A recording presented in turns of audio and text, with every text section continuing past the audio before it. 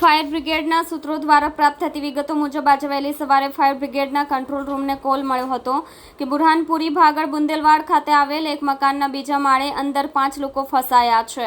આથી ઘાંચી શેરી ફાયર સ્ટેશનથી ફાયર જવાનો ત્યાં દોડી ગયા હતા અને રેસ્ક્યુની કામગીરી હાથ ધરી હતી. ફાયર ઓફિસર મહેશ પટેલના જણાવ્યા મુજબ એક જ પરિવારના 5 સભ્યો નઝીમ શેખ, અજીમ શેખ, અબીદા બાનુ, અફરોઝ શેખ અને નસરુદ્દીન ઘરના બેડરૂમમાં ફસાયેલા હતા. આવી ફાયરના જવાનોએ ત્રીજા માળ પરથી દોરી વડે બીજા માળે ઉતરીને ઘરનો મુખ્ય દરવાજો ખોલ્યો હતો અને અંદર જઈને બેડરૂમનો દરવાજો ખોલી તમામને સહી સલામત બહાર કાઢ્યા હતા.